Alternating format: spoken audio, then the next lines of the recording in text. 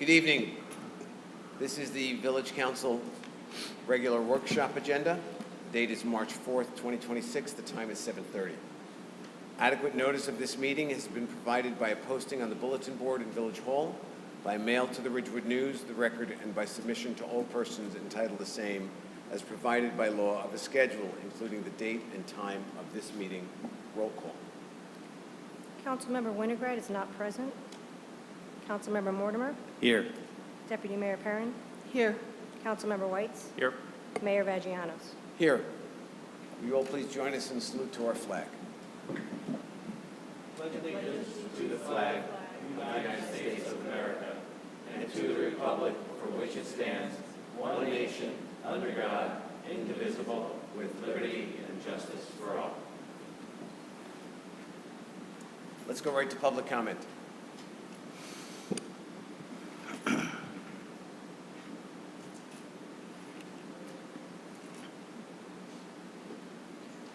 Please note that each speaker has up to 3 minutes for comments. A reminder bell will sound at the 2-minute mark to indicate 1 minute remaining.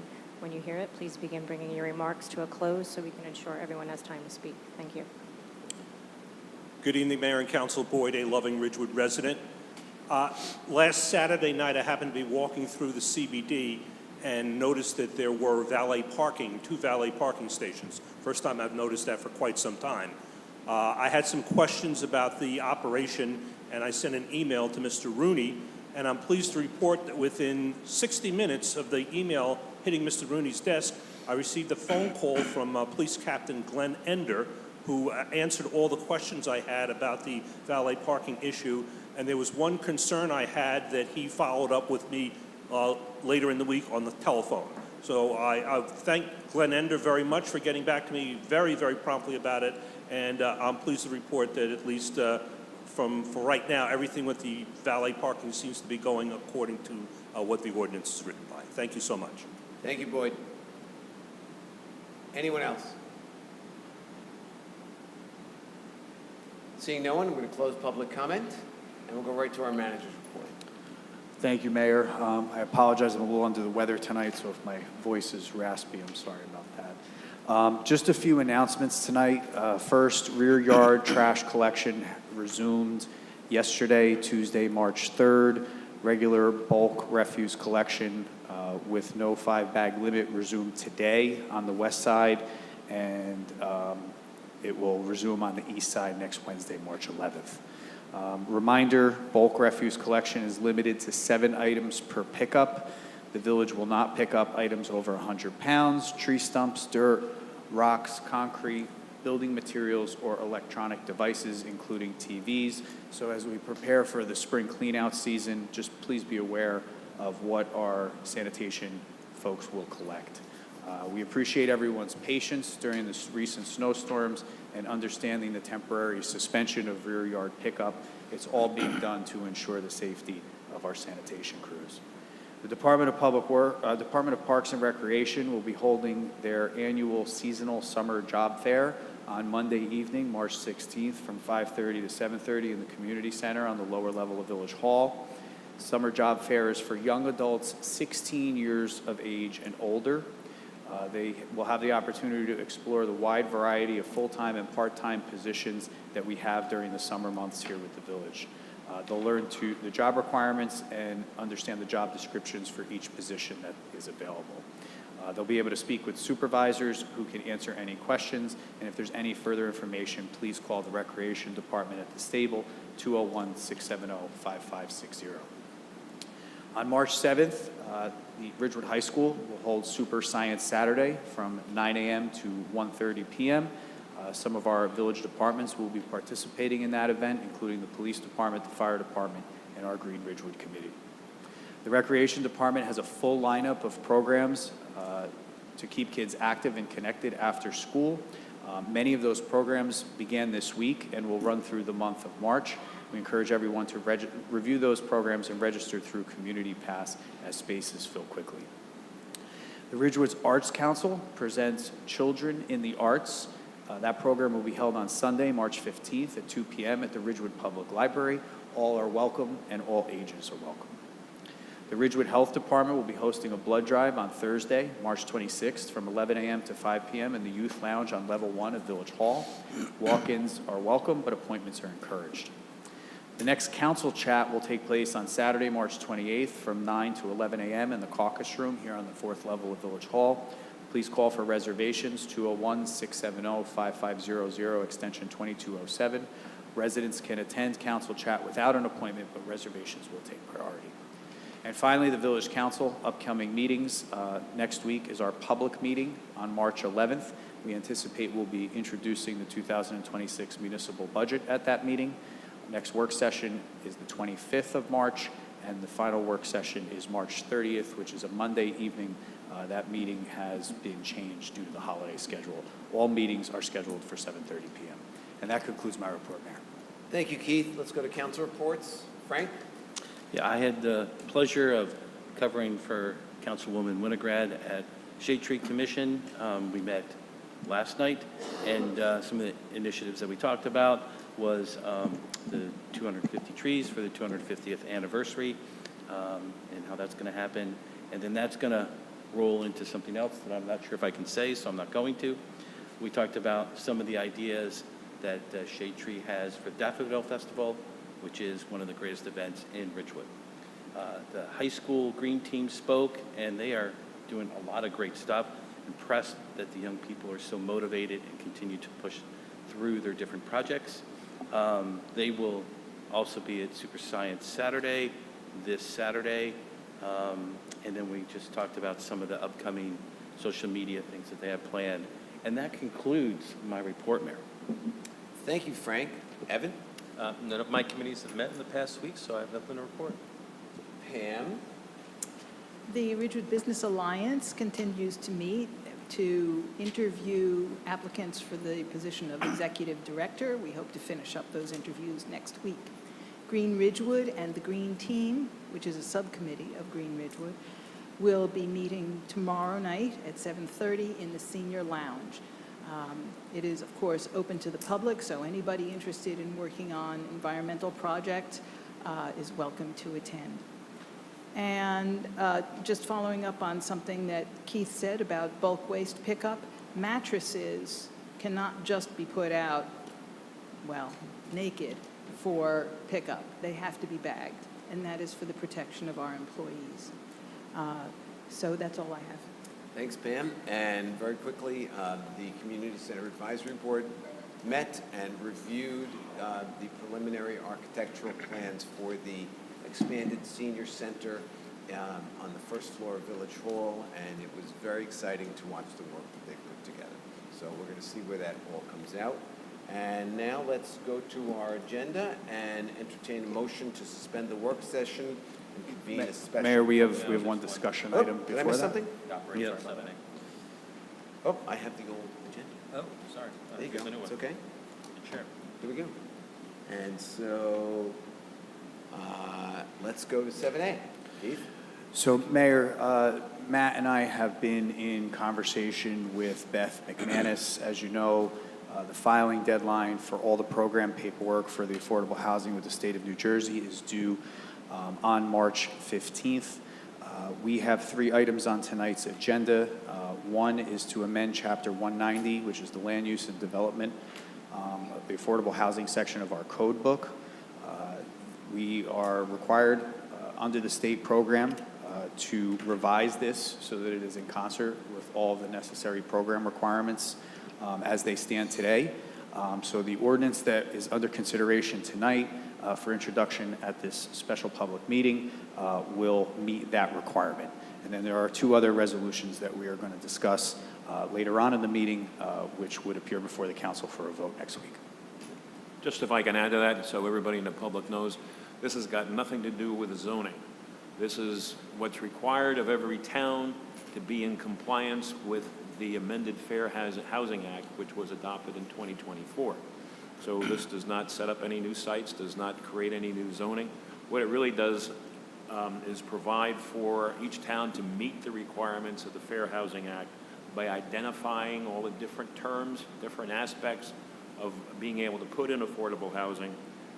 It talks about, if you wanted to read it, it talks about doesn't give numbers as identified incomes for very low, low, and moderate income housing in order to qualify. What it does, it just says that it has to meet a certain percentage of the median income of the region that we're in. We're in a region with a lot of other towns, and that's just basically what it sets up. It sets up what the duties of the administrative agent is. Every town has to have an administrative agent. Every town has to have an affordable housing trust fund set up. Every town has to have an affordable housing liaison set up. So this is the one ordinance that the state gives you that puts you in compliance with the amended Fair Housing Act, covering all those issues. Everybody good? Yep. Great. Now, let's entertain a motion to suspend the work session and convene a special public meeting. So moved. Second.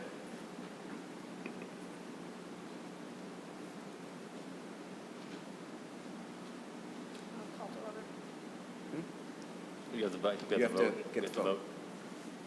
Oh, I'm sorry. It's okay? Mortimer, Yes. Perrin, Yes. Whites. Yes. Winograd, Vagianos. Yes. And here we go. Good evening. This is the Village Council Special Public Meeting. The date is March 4th, 2026. The time is 7:40 p.m. Adequate notice of this meeting has been provided by a posting on the bulletin board at Village Hall, by mail to the Richwood News, the Record, and by submission to all persons entitled to same as provided by law of the schedule, including the date and time of this meeting. Roll call. Councilmember Mortimer, Here. Deputy Mayor Perrin, Here. Councilmember Whites, Here. Mayor Vagianos. Here. We'll go to comments from the public.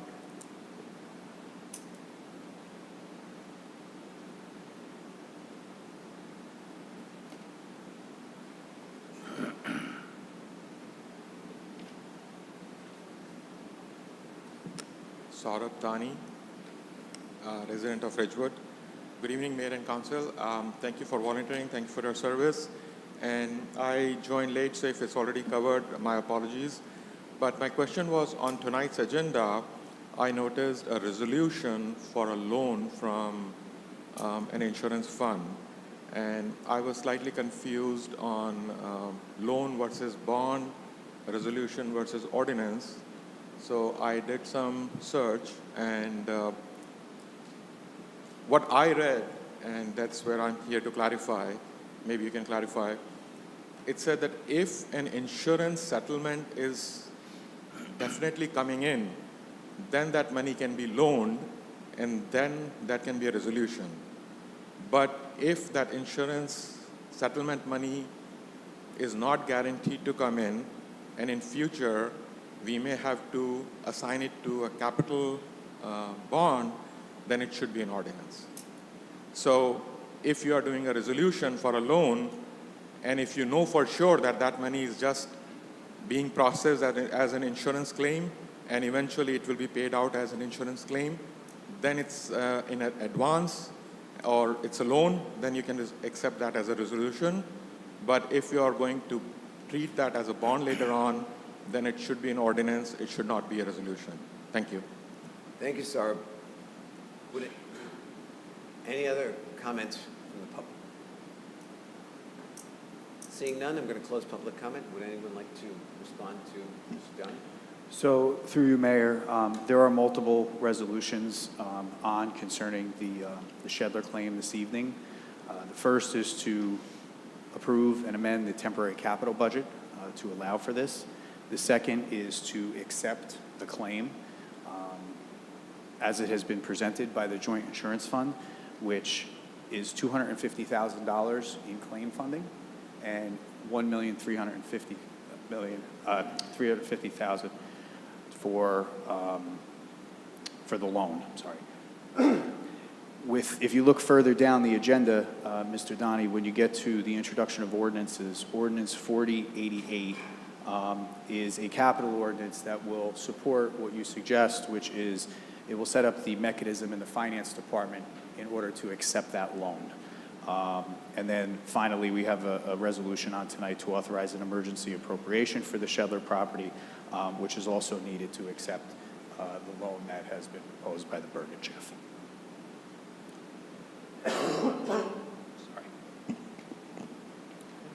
all. good? I don't know if Matt has anything else he wants to add, Mayor, but that's my No, response. that's my understanding as well. We've met the procedural requirements. I think Mr. Donnie's right in his explanation, but we're following the proper procedures with regard to accepting the loan. The $250,000 is part of the response on the claim, and then the loan is for the reclamation or the remediation, rather, of the site. Good. Jennifer? The following resolutions, number 2667 through 2669, will be adopted by a consent agenda with one vote by the Village Council. There is a brief description beside each resolution to be considered on the consent agenda. The resolutions will be read by title only. Approve temporary capital budget, accept Bergen County JIF Insurance Fund loan and settlement of claim, Shedler Property Soil Remediation. Authorize emergency appropriation, Shedler Property Soil Remediation, $1.6 million. I have a motion.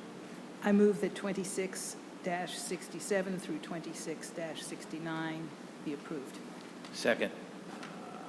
Excuse me, is 67, 68 are resolutions, and I think we have to do 4088. 69 is also a Oh, excuse me. resolution, Mayor. I'm still on the old agenda. Just go Sorry. ahead, take it. Sorry. Never mind. So again, the first resolution, just for transparency, is the amendment to the temporary capital budget. The second is the acceptance of the joint insurance fund loan and settlement of the claim. And the third is to authorize the emergency appropriation for the soil remediation. You ready? We're ready. Mortimer, Yes. Perrin, Yes. Whites, Yes. Vagianos. Yes. I move the first reading of ordinance 4088. Second. Mortimer, Yes. Perrin, Yes. Whites, Yes. Vagianos. Yes. So ordered. Will the clerk please read ordinance 4088 by title? Bond ordinance providing for soil remediation at Shedler property in and by the Village of Ridgewood in the County of Bergen, New Jersey, appropriating $1,600,000 therefore, and authorizing the issuance of $1,350,000 bonds or notes of the village to finance part of the cost thereof.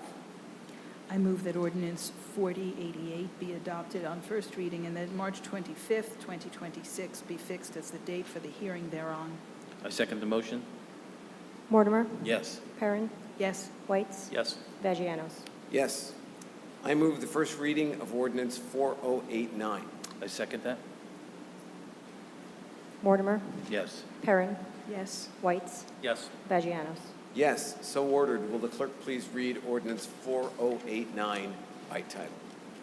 An ordinance to amend Chapter 190, Land Use and Development, by repealing existing Article 13, Affordable Housing, in its entirety and replacing it with a new Article 13, Affordable Housing.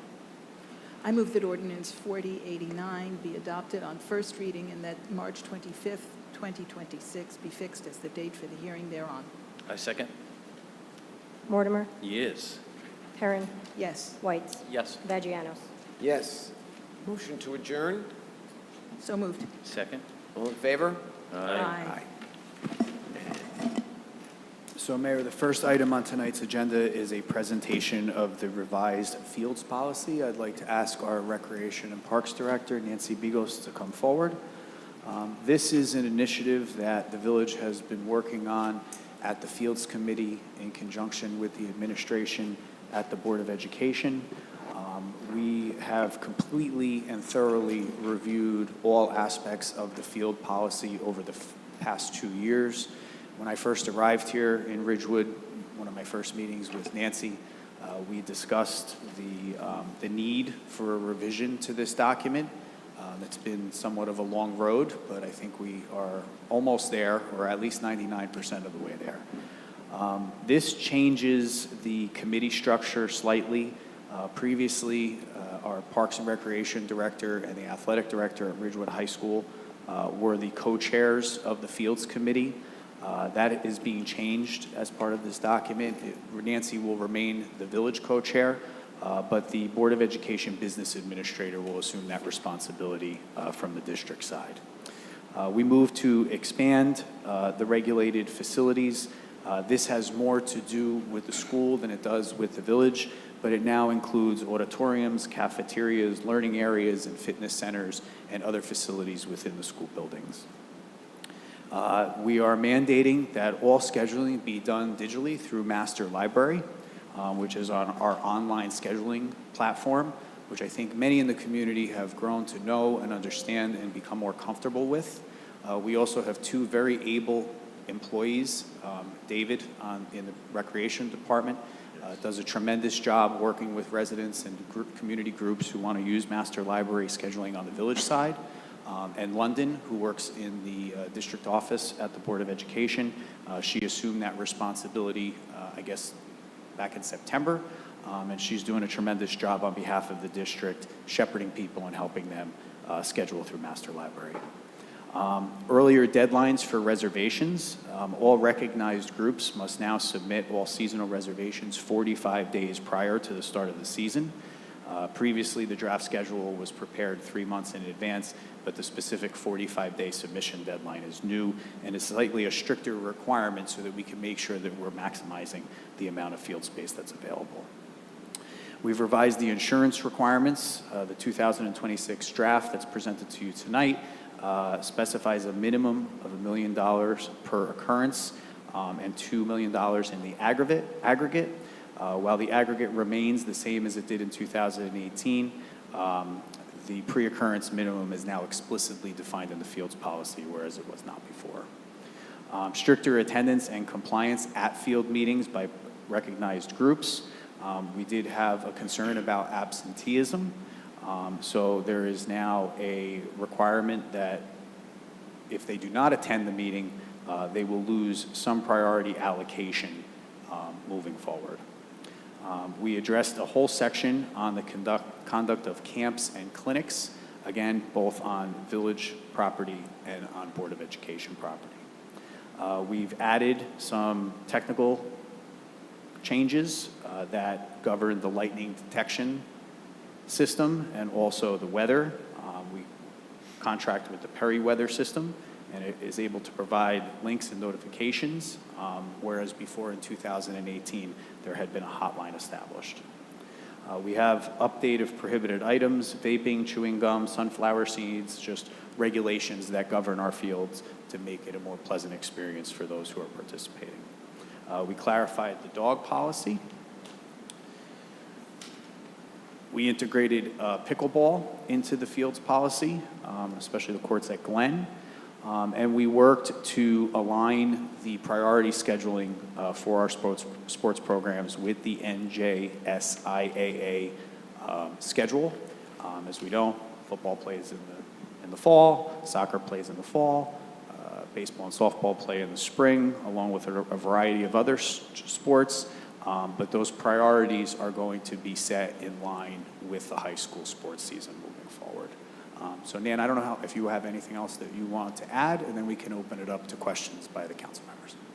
Just a little bit. Good evening, Mayor and Council. I just wanted to share with you the executive summary that I just shared. This last revision was adopted by both the Village Council and the Board of Education prior to me becoming the director in 2018. So it's been 8 years, and we have seen significant growth within our park system. We've seen the addition of pickleball courts, we've renovated our tennis facilities, we've upgraded our facilities, we've added a pavilion to Habernickel. All of these changes needed to be incorporated into the new fields policy. So what the previous document was 31 pages in length. We have reviewed every single page, every single bit of housekeeping really is what this document before you this evening is.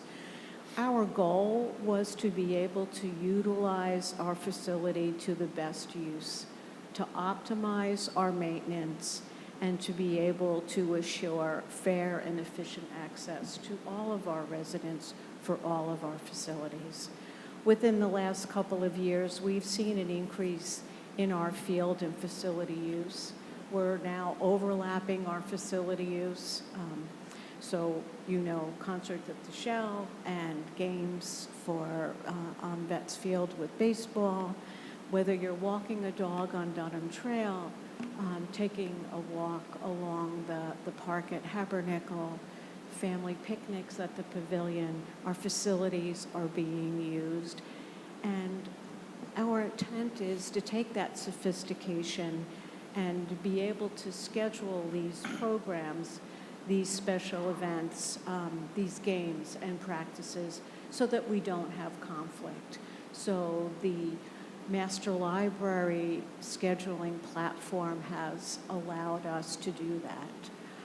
We almost are down to the hour when we are scheduling all of these facilities. It's very sophisticated, very complex, and I am so grateful for a recreation program specialist, David Wild, for his specialization in this and working so diligently on this field's policy.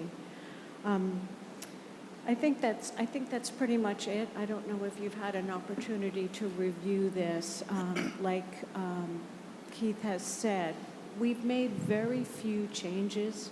It basically was modernizing the document that we had, updating all of the inventory so that both the Board of Education and the Village of Ridgewood have matching documents, have the same exact wording, the same exact policy, so that we administer this properly for all of our residents. And the other thing I want to point out is this was provided to all of the recognized groups back in February. Twice. So they've had over a month to review it, share feedback.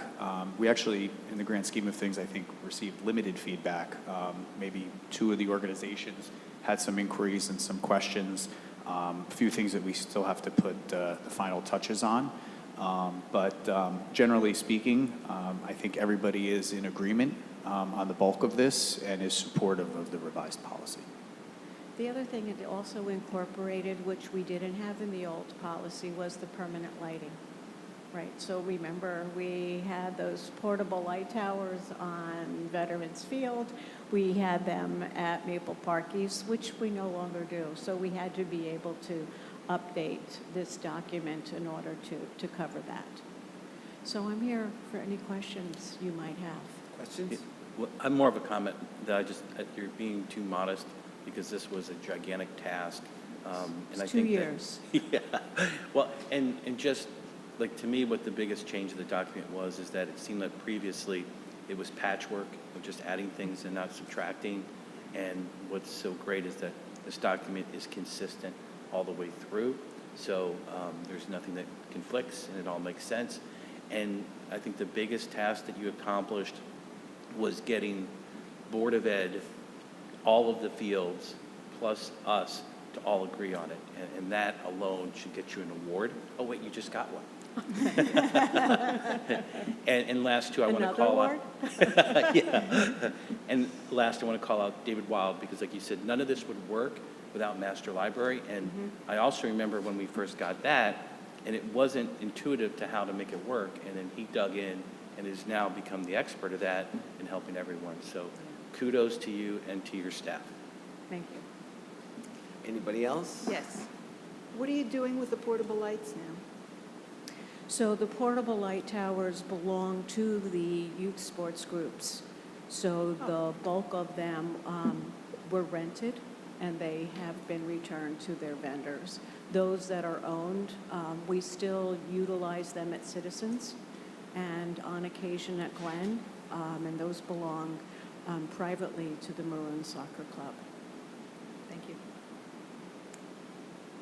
Nan, thank you so much for really what was a Herculean task, but I guess that's why you were voted Parks and Rec Professional of the Year for the state of New Jersey. Thank you so much. We're fortunate to have you. Thank you. So, thank you for that compliment, but I do want to say that there was a committee of us. It was Keith Kasmark, Mark Swartz, Athletic Director Keith Cook, David, myself, Business Administrator Richard Matthews, my friend Richard Brooks, I'm trying to go, London McCahey, Mary McCallie, Mary Lou Hanley. There are quite a few of us that met on a monthly basis and really tore this document apart and rewrote it. And I'm really proud, though, that the village now has a document that both the Board of Education and the Village of Ridgewood can abide by. And that is certainly a blue ribbon panel, and we're fortunate to have everyone, and they were fortunate to have you there leading them. So thank you very And much. we should also mention that Siobhan Winograd was also a member from the beginning of this, so thanks to her as well. Yes, agreed. Great. Thank you. Good evening. Have a good evening.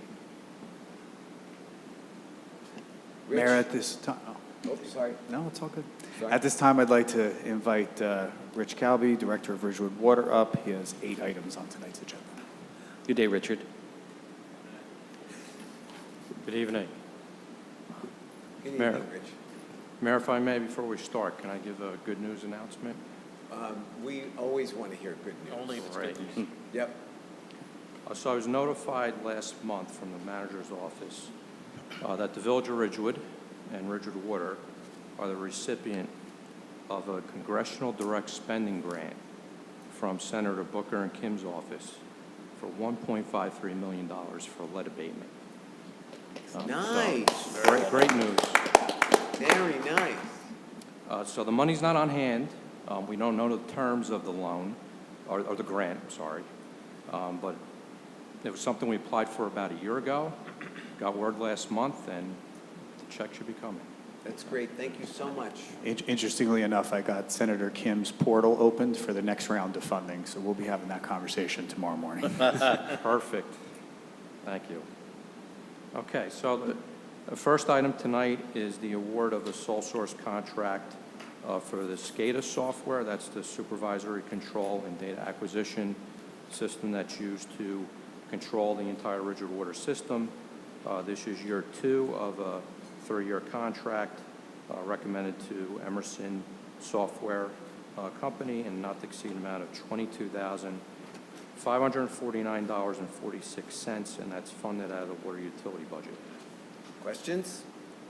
Let's go. Next item is for the award of the second year of a contract for soil testing and disposal. This is for the soil that comes out of the ground as a result of water main repairs and replacements that are done by in-house Ridgewood Water staff. The low item calculation was company Rebco, who was also the provider last year. We're recommending a not to exceed for this service contract in the amount of $100,000. Last year we spent $96,804, and this is also funded out of the water utility operating budget. Questions? Good. Let's go.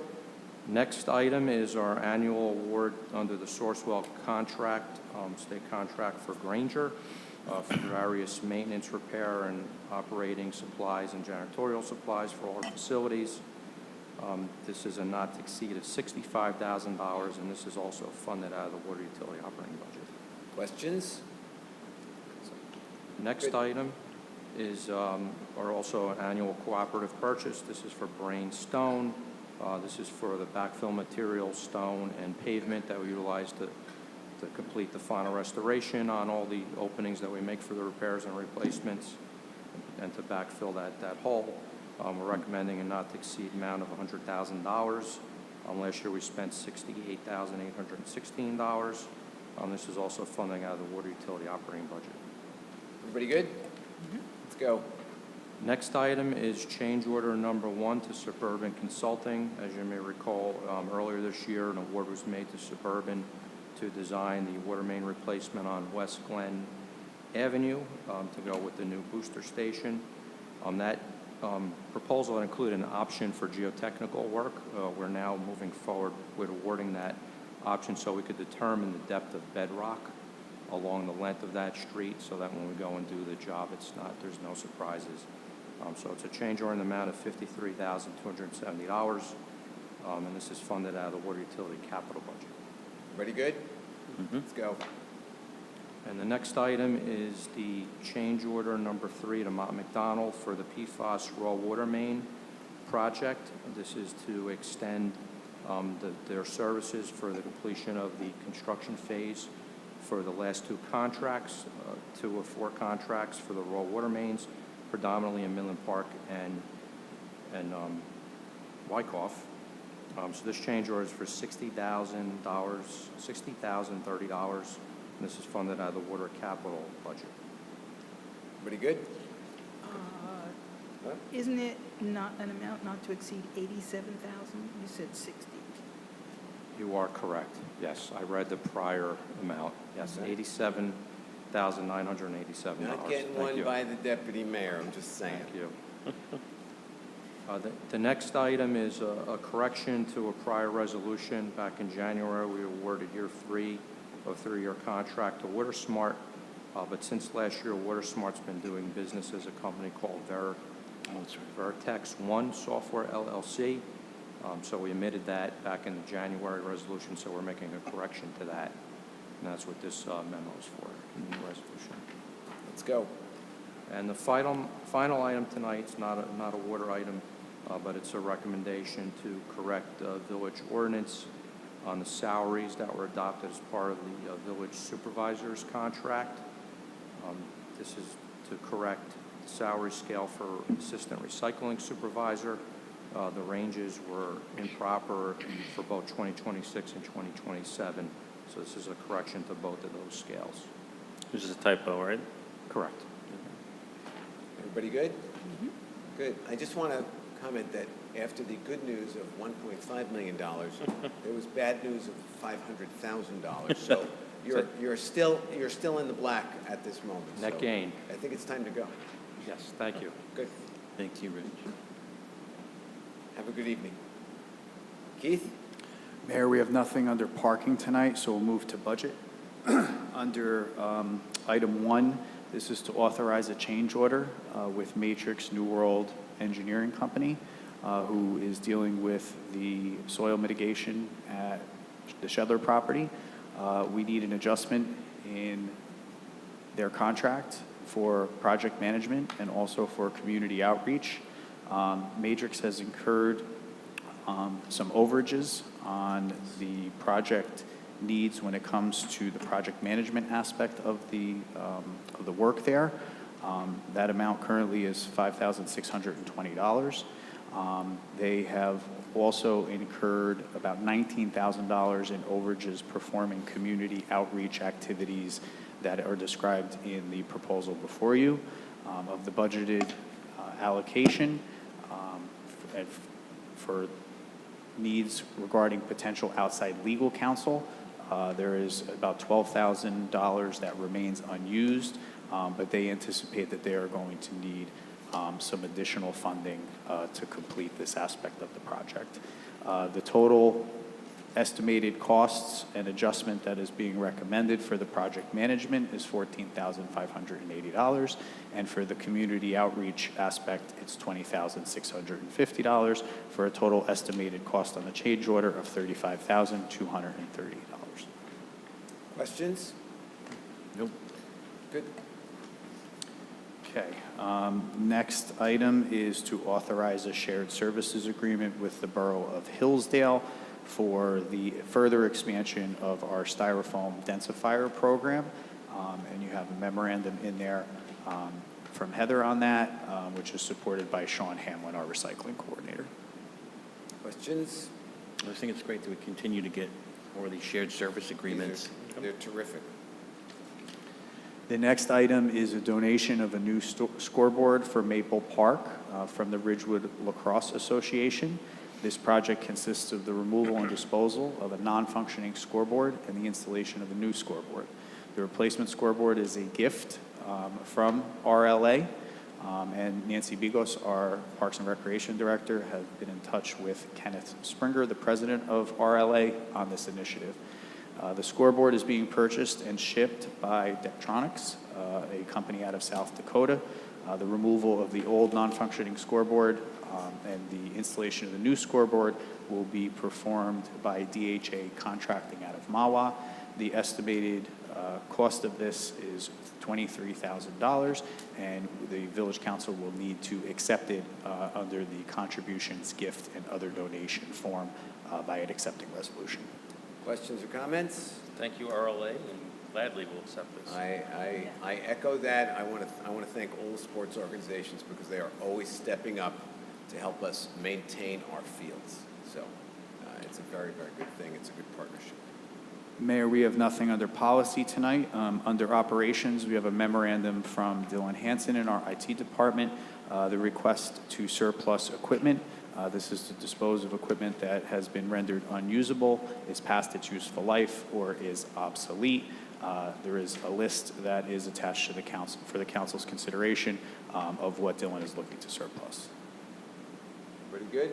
Let's go. Item 2 and 3 under operations, as I said earlier. The first item is also from Beth McManus concerning our affordable housing deadline. These are both housekeeping items. The first is the adoption of the affirmative marketing plan. And again, this is required by the program. Questions, anyone? No. Good.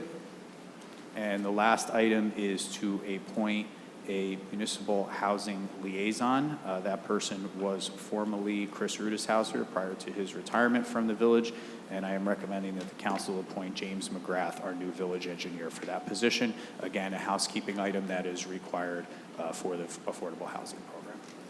All good? Can I ask a question? Why does the engineer become the liaison for affordable housing? Who that person is varies from municipality to municipality, Councilman. It should not be confused with the program administrator, but we are required to have someone on staff from each municipality in New Jersey who serves in that title. The one thing I can say is that obviously the engineer reviews a lot of the zoning applications that come before the zoning board and the planning board. So there is a relevance there and an awareness that would be an asset with him being appointed to this position. That makes sense. Just because James is new, and I just wondered, why? Because that's an added layer of stuff. Yeah. So I mean, again, in some towns it's the building inspector, some towns it's the zoning officer. I do support maintaining it in the engineer's office here, though. Understood. Thank you. Good. That concludes my section of the agenda, Mayor. Thank you. Before we go back to public comment, I just want to take a moment. Evan reminded me, and I was remiss. Our troops are in harm's way. Let us all keep a good thought for all of them that they come home safe and they come home soon. And with that, let's go to public comment.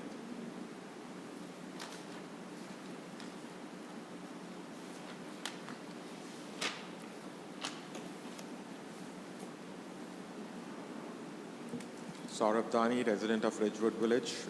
Thank you very much for clarifying my question and answering that in detail. So I understand that this resolution is just to accept that, and then ordinance will supersede that resolution for actually borrowing the money, the bond part. And I just hope that the council will follow the 20 days, how to pronounce that word, estoppel period that is after the bond ordinance is adopted. So there's a 20 days period for that before committing to spend that money. So thank you. Thank you, sir. Anybody else? Thank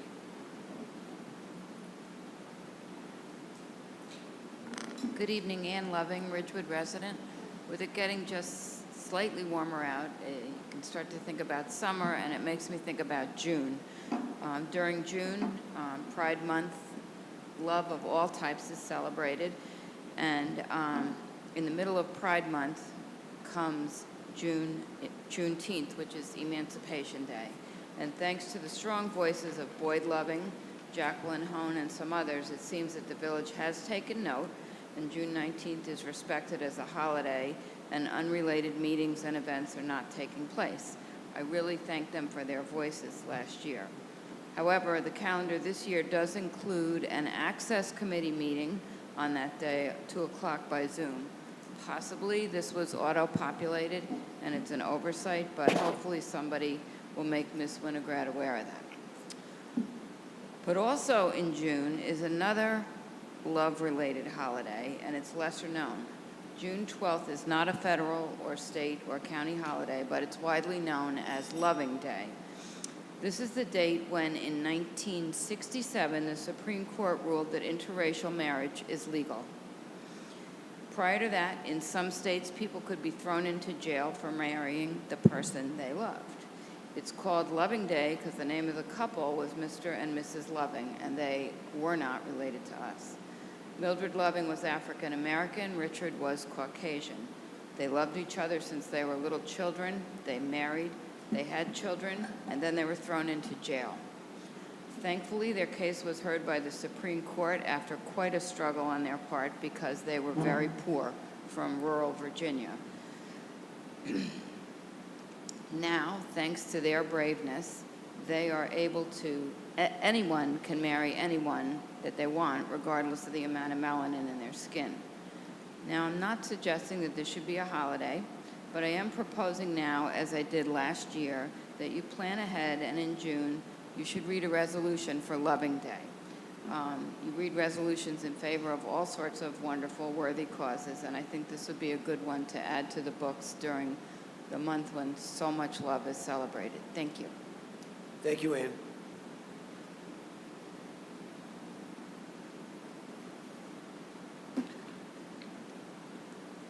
Cynthia O'Keefe, Ridgewood resident.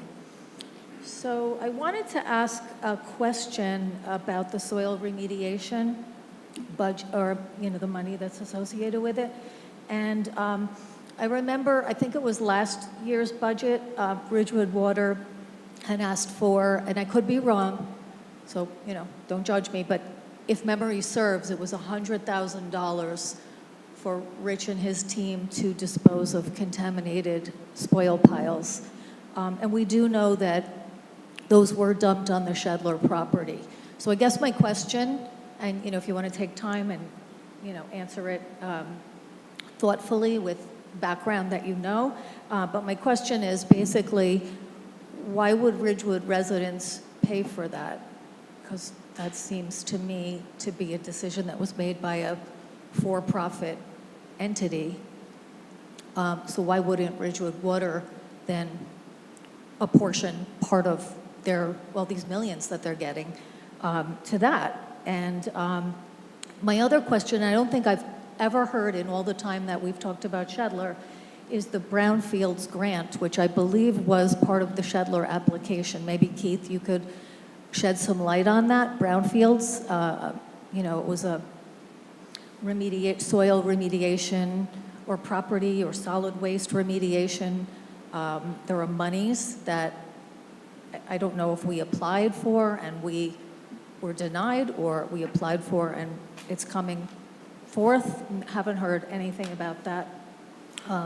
And also, I'm assuming you're working with Suburban to revise the plan. Will this be shared as an informational session? Are we just going to find out about it? Do we have to keep, because sometimes we do come up and ask questions that are not answered.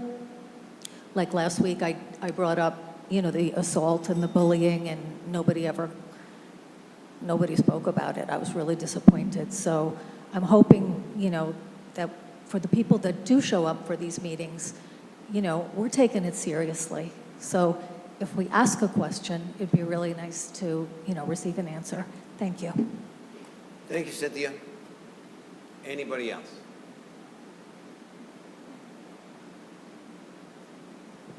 Kathy No, resident. I had a couple of things.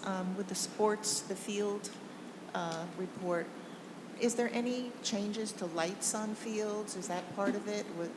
I don't know if that was stated in the reports, if lights have been moved. I know Nancy said that some of the lights were leased, they're going back, but the Maroons have some private lights, and I was just wondering if any assignments are different than have been in the past, because I know it's a thorough report. The second thing is with the water. Ridgewood has worked so hard with PFAS and, making our water clean. I know it hasn't been finalized as yet, but we're really on track. And I'm concerned because we get water from other towns, other water companies. And I know in the past, years ago, we had received water from Hawthorne, and back then we were concerned because there were reports of cancer clusters in Hawthorne. Hawthorne areas are very industrial. There's been, toxicity going down into the ground. And I'm just wondering, are we doing anything to that water that is coming into our cleaner, let's say, system? That's a concern. The other thing is the Village Hall parking lot. As you know, I'm a member of HILT, and we have our meetings. There are classes that are held through the community school. We also have lunch and learns, and the library has, they're doing more programs and whatnot. And when these things happen, the parking lot here, you can't find a place to park. And I don't mind walking over from Vets, but when school's in session, parking can be a problem because of the students there. But I know you're talking about making the senior center downstairs, which sounds wonderful, and we're all excited about that. But that's going to mean even more people coming in. I look in the parking lot now tonight, and there's many cars, town cars. And during the day, even I know a lot of them go out on the road during the day, but there are still town trucks and vehicles parked. So are there any plans with making this senior center better and the usage of the library and whatnot to make more parking for the people coming here? Because you circle, and there's really, and some of the people who come have walkers and that kind of thing. So I just want to put that, I don't know if that's part of the planning, but I would like to just mention that. And that's all I have to say. Thank you. Thank you for your Kathy. time. Anybody else? Seeing no one, we're going to go to our public access. Rurik, you're up. Hi, Rurik Alabi, a village resident. The only thing I'm going to say is that this meeting probably set a record for being the shortest village council meeting, and it's all thanks to your leadership, Paul, and to the wonderful team that you have on the dais. You've accomplished so much in so little. There is no nonsense, no grandstanding, nothing other than just doing business. So anyway, thank you very, very much, Paul, and thank you very much, team. Take care. Thank you, Rurik. Anybody else? Seeing no one, we're going to close public comment, and we will entertain a motion to adjourn. Oh, Mayor, excuse me. I do that every time. Thank you. I have some responses, if I may. My apologies. To Mr. Donnie, Sarab, just so you're aware, the money is actually coming from the JIF. So the $250,000 that we're receiving in settlement claim is coming from the environmental JIF in dollars, and then the 1.35 is coming from the Bergen JIF in dollars. The need to establish a bond ordinance or a capital ordinance is simply to establish the mechanism in the finance department for being able to utilize those funds. So we had a conference call on this as we were setting this up, as we were talking to the JIF. We've spoke to bond counsel, and that is the process in which we need to follow in order to accept the money from the JIF and have an accounting mechanism in the finance department to be able to process those funds. So that's how that is arranged. With regard to Mrs. Loving, I will check tomorrow. I believe that those calendar posts were auto-populated. I know we had to move one. I think there was one, maybe Frank, it was CSAC on Lincoln's birthday. It was Central Business District. And the Central Business District. So I know some of that was auto-populated, but I do not believe there are any standing meetings on any holidays that are recognized by the village. To Ms. O'Keefe, first of all, Ridgewood Water is not a for-profit agency. Ridgewood Water is a part of our municipal government. They happen to be one of two utilities that exist within our municipal government, the other being the parking authority. So they are not a for-profit organization. So I just want to put that on the record. Secondly, with regard to them paying for any of the mitigation at Shedler, I don't even know that legally they would be able to do that because the utility has no claim to Shedler. And that is why we went through the Bergen Joint Insurance Fund to try to reclaim some of the funds to offset the cost. Speaking of offsetting the cost, Matrix has been working on and been working with the DEP on the application for remediation. We don't have a conclusive answer on that yet, but if we do get notified by the DEP of any additional funds to offset the cost, obviously that would take the pressure off some of the loan money that we're getting from the GIF.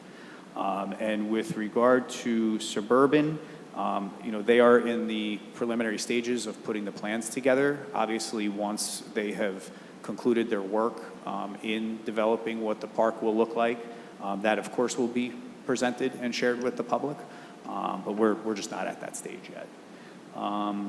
Mrs. No, with regard to field lighting, the policy does cover the curfews and the timeframes in which field lighting is permitted. I'm pretty sure out here on Vets there was no change because that was a commitment we made when we did the upgrade to the field lighting. There might have been an hour additional on Sunday to accommodate one of the programs at Maple, but it's not an excessive amount of time. I think it's 8 o'clock at night or something like that. And then the school district reviewed their curfews at both Stevens and at Stadium Field to make sure that their curfews were codified in the policy as well. With regard to Hawthorne is completely PFAS compliant. So I don't know what the history was of purchasing water with Hawthorne. We just entered into a new 10-year agreement within the last few months with Hawthorne. But one of the attractive qualities of renewing that agreement and extending it was one, we modified when we would buy the majority of water, which would be in the warmer months when people are irrigating their lawns and we're using a higher volume of water rather than having to be required to purchase water that we really didn't need over the winter months. But the other piece of that was the fact that they are fully PFAS compliant and they have put all new technology into their filtration system in their local water system that's run by the Borough of Hawthorne. And with regard to the Village Hall parking lot, we're well aware of the parking struggles here. On days in which we have HILT meetings, the day before, my office sends out an email to all municipal departments asking them to relocate any village vehicles or anything to free up as much parking as we can, because we know there are a lot of seniors who come to the community center. We also have library programs that are running concurrently. We actually just had a conversation yesterday at our staff meeting about the possibility of parking some of our vehicles off-site so that we could free up some additional parking. And then I think long-term, as we renovate the community center on the first floor of this building, we are going to have to figure out some additional areas to provide parking at this complex. So those conversations are very much on the front burner. We just don't have any definitive plans at this time. And that's all I have, Mayor. Anybody else? There you go. Ms. No, I have an extra copy of the Fields policy, so I can give that to you. And with regard to the water that we purchase, every time Ridgewood Water contracts with another entity to buy water, they test it in their labs. That's a big task of the labs to make sure. And there are many, it's not just PFAS, there are many things that may not be compatible with our water. And so they have to run through several tests before purchasing water.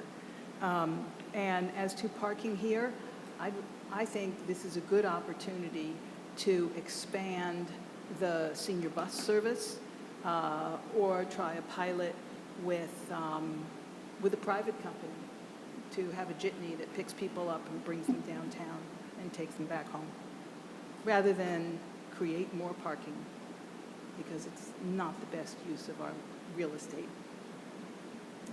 And to that end, we've discussed this on several occasions. Part of the problem is that we are kind of landlocked on this because the fields and green space surrounding the parking lot is Green Acres property. And so we can't, unless we figure out some exception, expand into that area. And believe me, we have all circled this lot many times. So yeah, we are, incredibly aware of the problem. We are incredibly aware that the expanded senior center will make this problem more difficult. But we are still working on it. So we'll let you know when we come up with something. Anybody else? No? Motion, and again, my apologies. I guess it's just been a long day, but I do it I've done it many times, so I apologize. We will now entertain a motion to adjourn. So moved. Second. All in favor? Aye. Aye. Aye. Wow.